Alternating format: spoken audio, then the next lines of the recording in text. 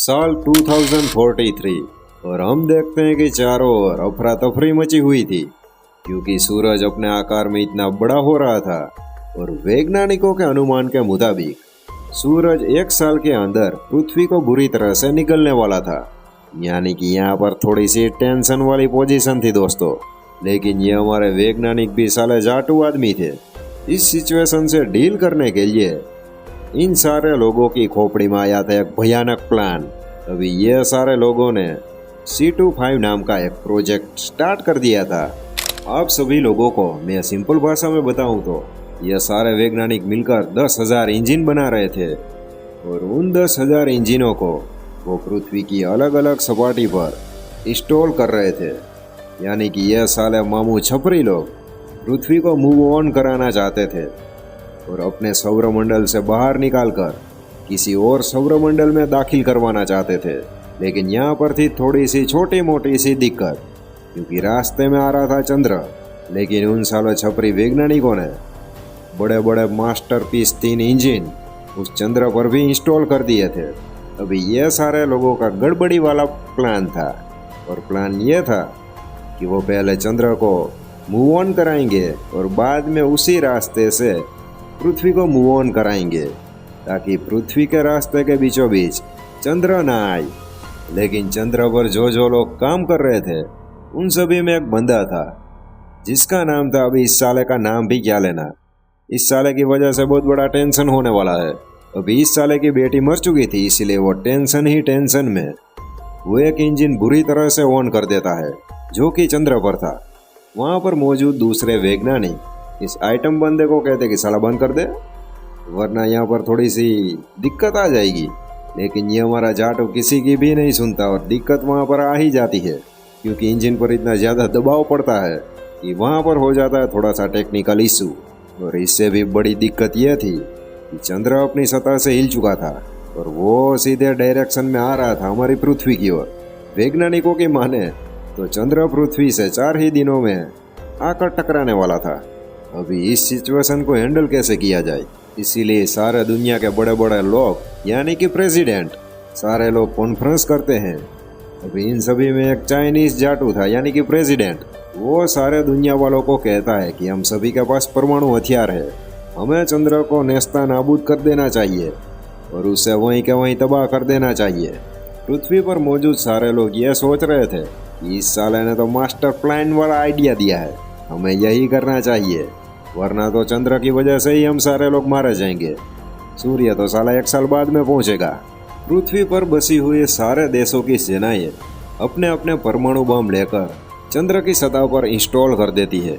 अब आता है वो दिन जब चंद्र को उड़ा डालना था। अभी इन सभी चीज़ों में भी कई मासूम सैनिकों की जान जाने वाली थी, क्योंकि वहाँ पर रेड बटन दबाने पर ही वो परमाणु बम ब्लास्ट करता। और कई ऐसे जाबाज ऑफिसर थे वो रेड बटन दबाने के लिए चंद्र पर मौजूद थे। वो सारे लोग रेड बटन दबाकर परमाणु बम को ऑन करते हैं और चंद्र की माँ की वाट लगा देते हैं। जरा देखिए एक बार।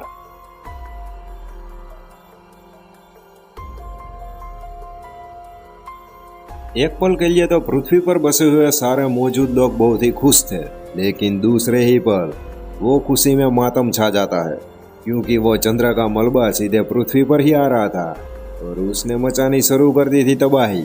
अभी सारे लोग उस चाइनीज प्रेसिडेंट को बुरी तरह से गालियां देते हैं कि साला तूने तो मरवा दिया। लेकिन यहाँ पर भी वो हमारा जाटू प्रेसिडेंट हार मानने के लिए तैयार नहीं था। वो वापिस सारे लोगों को एक एडवाइस देता है कि कोई बात नहीं, शांत हो जाओ, मैं कहता हूँ ऐसा करो तो तुम सालों बच जाओगे। वो वैज्ञानिकों को कहता है कि तुम सभी ने जो 10,000 इंजन बनाए हैं उसकी डायरेक्शन चंद्र के ऑपोजिट डायरेक्शन में कर दो और इंजन को करो ऑन, ताकि हम सारे लोग यहाँ से पृथ्वी को लेकर खिसक ले। यह बात सुनकर सारे वैज्ञानिक भी एक्सेप्ट कर लेते हैं इस बात को। यह तो साला इस जाटू ने थोड़ी सी हाई लेवल की बात की है, हमें यही करना चाहिए। सारे लोग पृथ्वी पर मौजूद इंजनों की डायरेक्शन चेंज करते हैं और सारे इंजनों को ऑन कर देते हैं। पृथ्वी यहाँ पर मूव ऑन करना शुरू कर देती है। लेकिन यहाँ पर भी थोड़ी सी दिक्कत थी, क्योंकि जितनी स्पीड चाहिए थी वो पृथ्वी को नहीं मिल रही थी, क्योंकि 10,000 इंजनों में से 3% इंजन ऐसे थे जो कि बंद थे। लेकिन दोस्तों, भगवान भी इन सारे लोगों के साथ था इसीलिए क्या होता है, चमत्कार होता है या क्या होता है वो मुझे नहीं मालूम, लेकिन अचानक से वो 3% इंजन भी ऑटोमेटिकली ऑन हो जाते हैं और अभी 10,000 इंजन मिलकर पृथ्वी को मूव ऑन करा रहे थे। शॉर्ट में कहूँ तो, आपको समझ में आए ऐसा कहूँ तो, अभी पृथ्वी एक 4 व्हीलर की तरह अपनी डायरेक्शन में आगे बढ़ रही थी और किसी और सौरमंडल में तबाही बिखेरने के लिए जा रही थी। पृथ्वी पर मौजूद लोगों की खुशियों में कोई ठिकाना नहीं था, क्योंकि वो भी सोच रहे थे कि अब साला सूर्य को भी जितना बढ़ना हो वो बढ़े।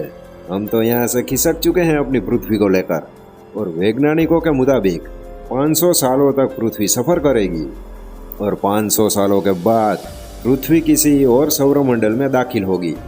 वैज्ञानिकों ने साथ में यह भी दावा किया था कि किसी को भी टेंशन लेने की ज़रूरत नहीं है, क्योंकि हमने ऐसी ऐसी मशीनें भी बनाई है जो पृथ्वी का एटमॉस्फेयर कंफर्टेबल रखेगी। अभी यहाँ पर दोस्तों सारे लोग खुश थे और अपना जलवा बिखेर रहे थे, और इसी जलवे के साथ इस खतरनाक और फाड़ मूवी की यहाँ पर हो जाती है एंडिंग। कैसी लगी यह मूवी कमेंट में बताना, और उससे पहले यह बताना कि आपके भाई का एक्सप्लेनेशन कैसा है। तो चलिए मैं मिलता हूँ आपसे एक और खतरनाक वाली मूवी में। तब तक के लिए जय हिंद, जय भारत।